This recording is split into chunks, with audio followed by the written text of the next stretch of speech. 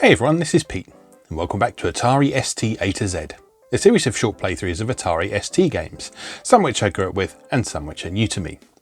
Today is one of the former. Today we take a look at Dizzy Panic, which was a 1992 release from Codemasters, designed by the Oliver twins but coded by Terry Mancy, with graphics by Lee Christian and music by Lawrence Vanterkils, aka The Mind. Now this is actually one of several games called either Dizzy Panic or Panic Dizzy. I believe there are different versions for the 8-bit home computers, the 16-bit home computers and the NES as well. The NES version you can actually enjoy as part of the Oliver Twins collection on the Evercade as well. Now this is quite a simple puzzle game, but I remember enjoying this quite a bit and finding it quite addictive back in the day. So I thought we'd give it a go today. So let's go play Dizzy Panic. Okay, here we are with Dizzy Panic for Atari ST, one of several games with this name, as I say. And if you want to check out quite a different variant on this, in the Evercade version, or the NES version, which was originally unreleased, if I remember correctly, is well worth a go. That's on the Oliver Twins collection for the Evercade. Anyway, let's see if I can remember how to play this. Panic! Right, so the way this works is a bunch of shapes fall, and you have to drop them into the appropriate slots. And you do that by moving the thing left and right, and you can press the fire button to drop all the pieces that are in the correct place at the same time. And doing so gives you more points and also generates toys.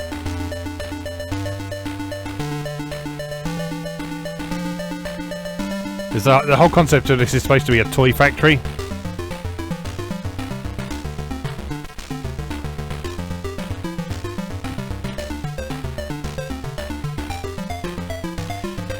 And you might have noticed there, if you make a mistake, what happens is the pipes at the top of the screen drop down a little bit. And of course, when they drop right down to the bottom, that's the end of your game.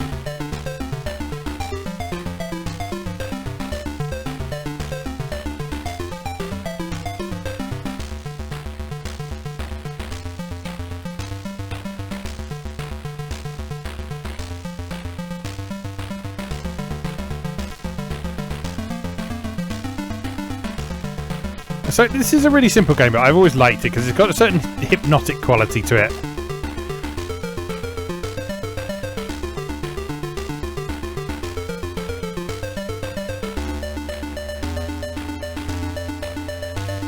And it's a sort of interesting and unusual puzzle that I hadn't really sort of seen before, the idea of taking like a kid's shape sorter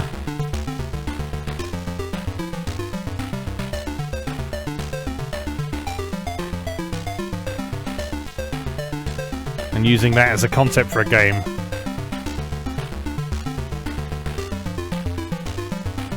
Oh god, we're really in trouble now.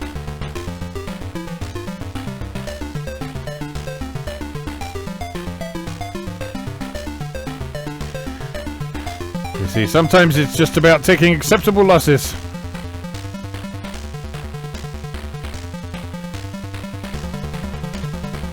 The pipes do go back up very, very slightly when you get like a nice big multiple there. Alright, 1,770 points on level 5. Not bad. Not great. Not bad. We're on the high score table though.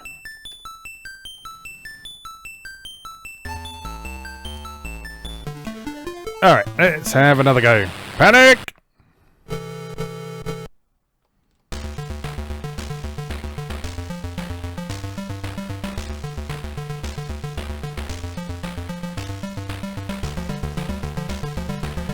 It is actually worth waiting for as many shapes as possible to be on screen.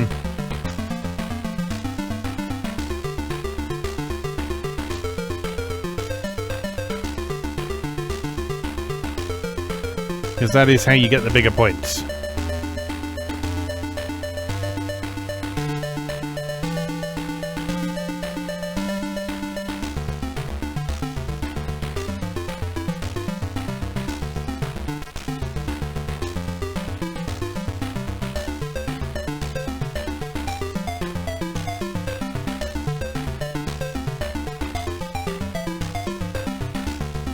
I can't remember what the trigger for the new toy is.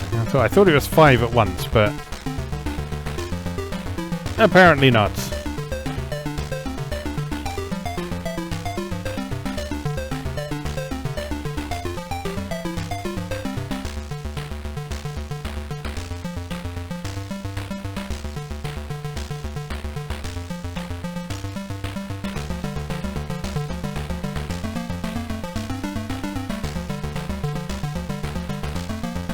Alright, going alright so far. This is where it gets tricky though. Just gotta really respond as quickly as possible, sort of prioritise your targets almost.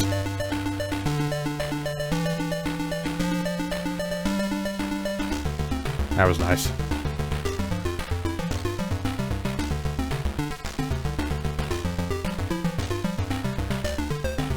And recognise whether sliding left or sliding right is going to be the more optimal move for you.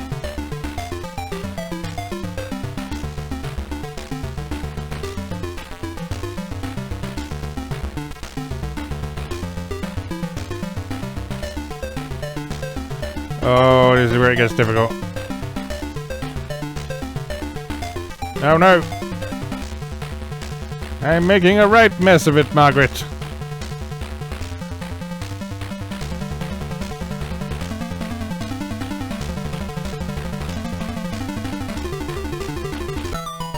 You see why it's called Panic Dizzy now? Or Dizzy Panic.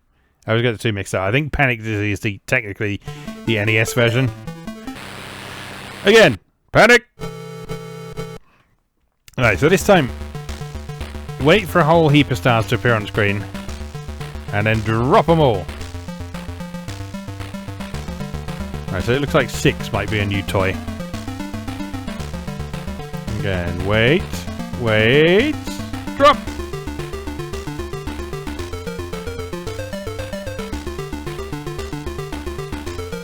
Whoops. That was terrible.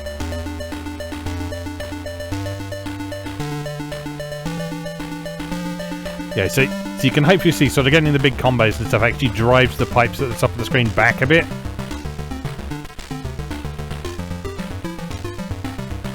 So that's how you're supposed to survive.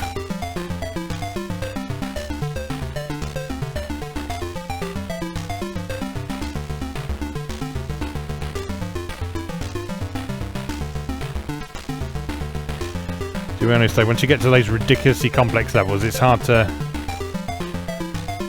it's hard to see how you're supposed to survive at all.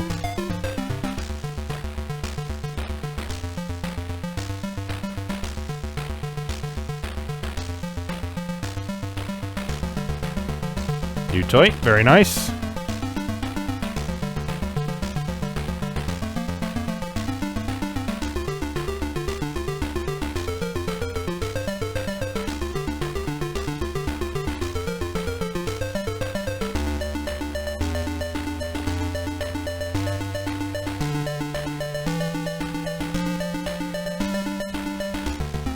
Concentrate now. Oh no!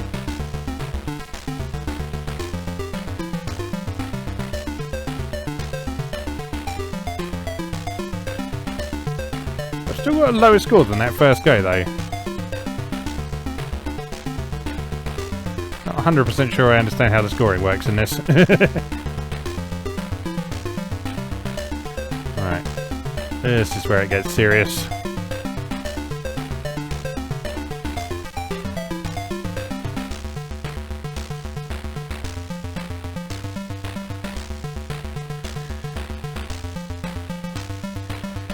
Yeah, I guess my main quibble with this game is that when you get to this stage, it starts to feel a bit like luck rather than actual puzzling.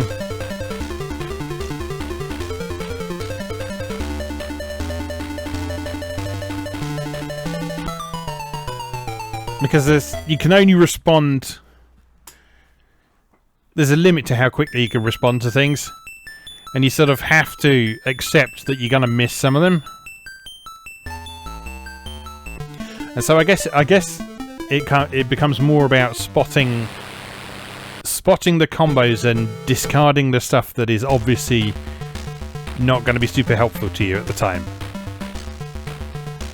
Right, new toy.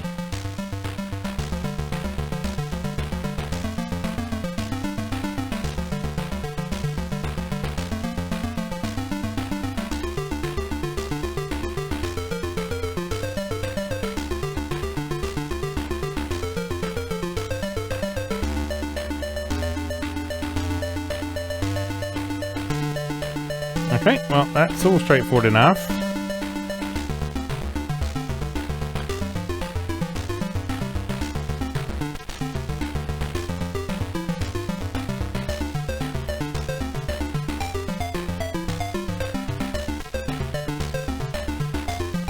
So these first few levels, pretty easy. Pretty simple. Up until this point. This level's fine as well. This is perfectly manageable.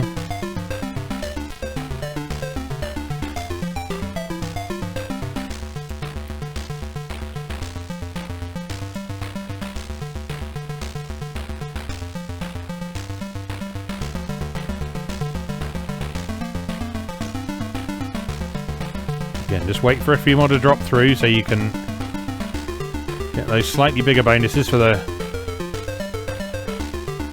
quattros and the fivers and so on.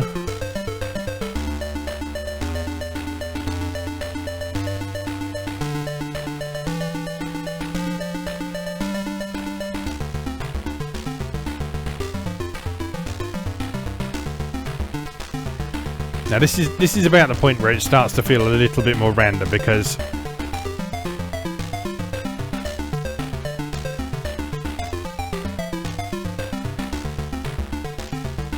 when nearly every hole is different.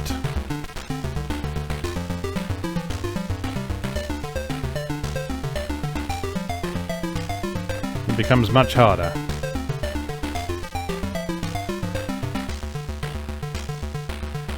And again, you see, it's just not possible to keep up with the rate at which stuff is coming.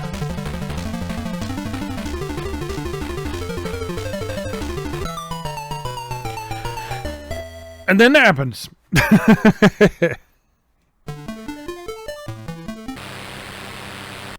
Right, there's got to be a way to handle that.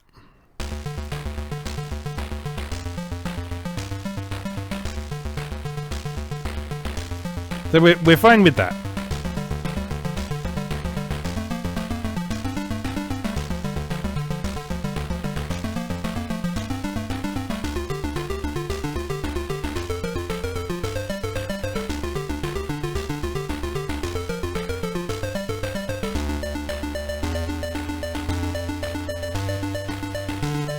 I think the difficult thing with that level we're struggling on is the fact that it adds 2 additional layers of difficulty, because it's got all of the holes being different shapes, and it's got an increase in speed as well.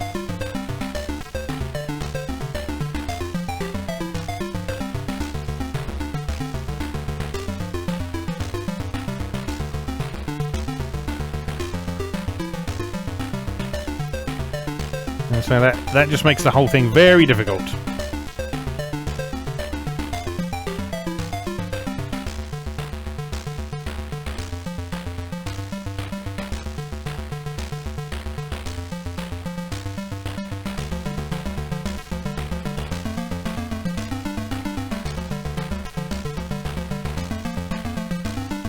Alright, so this stage is still manageable.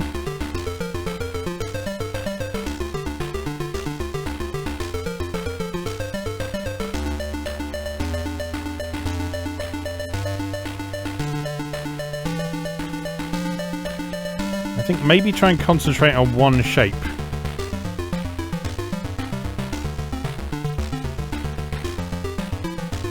And then other stuff is just going to happen naturally. Let's try that as a strategy for the next stage. Right, so I'm going to concentrate on the stars. Or maybe the triangles. Or maybe the crosses.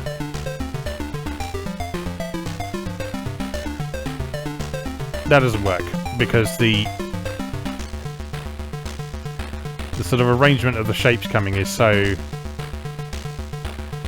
Actually, you know what? It does sort of work. But you can't just concentrate on one shape. You just have to focus on one at a time, depending on what's on screen. So if you see that the screen is filled with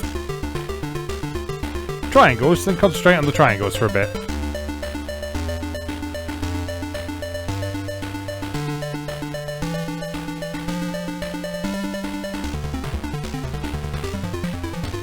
Yeah, there we go. Of course, once you get to once you get to that point, once you get to that point, you're kind of beyond help. But that did work as a strategy, though. Ironically enough, it is a case of not panicking and just focusing on a single thing at once, rather than letting yourself get overwhelmed. All right, one more try.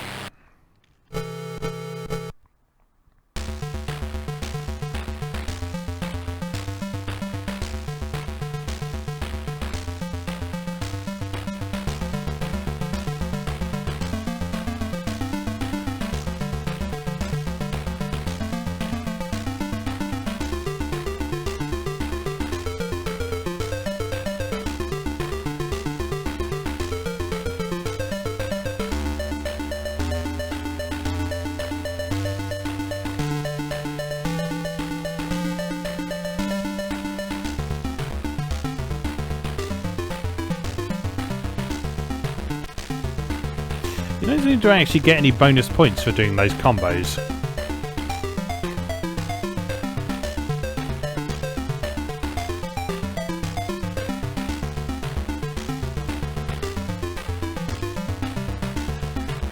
I assume then that the main benefit must be how much it pushes back the pipes at the top.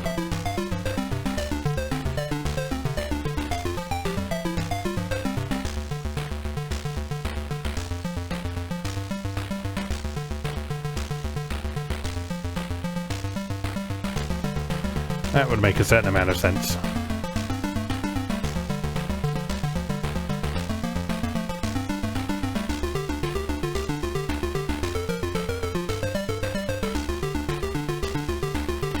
So if you're just going for singles all the time, you'll end up with the pipes dropping down anyway.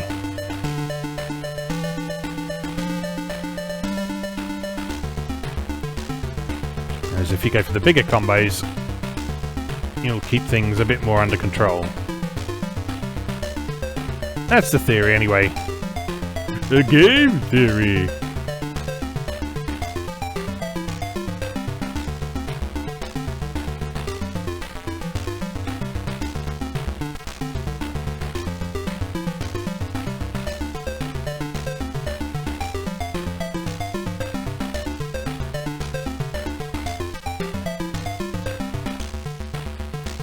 Again, just concentrate on something simple and manageable.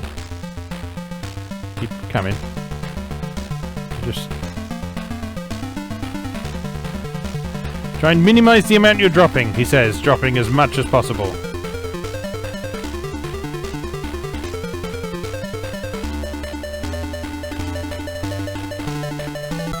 Bollocks! Maybe my strategy doesn't work. I don't know. Anyway, yeah, that is quite a difficulty spike you get at that point there. But up until that point, I like that as a puzzler. I just think it could maybe do with just being a little bit more gradual at how it increases in difficulty. But it is a game I like. I remember enjoying this back in the day. We had, I think it was actually a pre-release copy of one of the Dizzy collections, and this was on it, along with things like Quick Snacks and Fast Food. Bubble Dizzy, and of course the Dizzy games that came out on 16-bit platforms as well. And I remember this one being quite a pleasant surprise because it was not the sort of game I typically associated with Dizzy, but it worked well. So anyway, we'll leave that there for today. As always, thank you very much for watching, and I'll see you again next time.